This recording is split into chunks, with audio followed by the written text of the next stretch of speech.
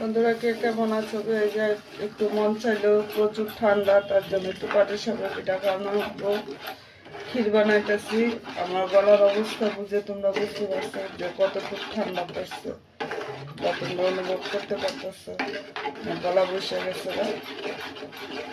আমি নারিকেল দুধ দিয়া ক্ষীরটা বানায় নিতেছি খেজুরের মধ্যে। একটু মিষ্টি কম হয়েছে, তার জন্য একটু চিনি দিলাম।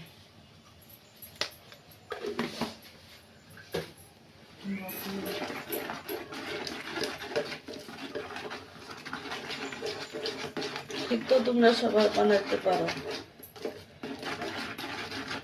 আগে তো আর বুঝতাম না, বাজার থেকে কিনে এনে খেতে বানাতাম। এখন বড় হয়েছে, বুদ্ধি হয়েছে, জ্ঞান হয়েছে, এখন নিজে ঘরেই বানাই।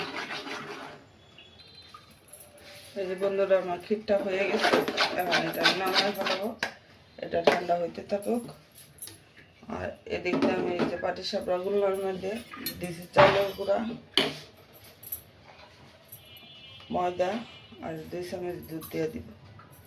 গ্রামের তো আগে দুধ দিয়ে গুলাই কাইগুলা হইতো, নিজের গরু দোয়াইতো। এখন তো আর আমরা ঢাকা শহর থাকি, ফ্রেশ জিনিসও পাই না, এই পাউডার দুধই আমাদের সঙ্গে। আমি এটা গুলাই নেই, নাহলে ভিডিওটা বেশ বড় হয়ে যায়।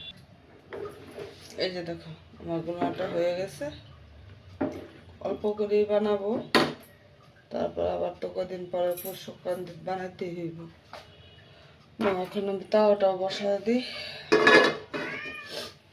দেখি তার নাম দিয়ে হয় করে দিব। তাওয়াটা গরম হইতে থাকুক।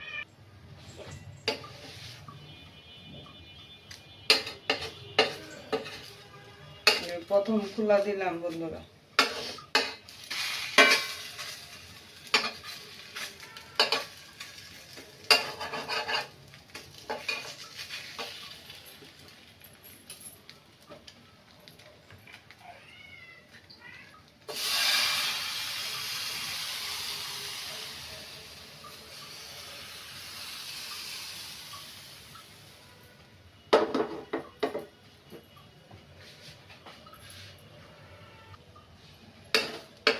দেখে সব কটা পিঠাই আমার জালি যুক্ত হইতেছে।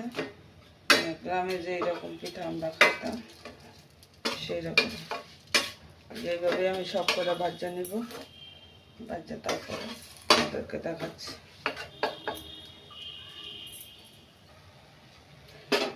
আগের দিনে দেখতাম মা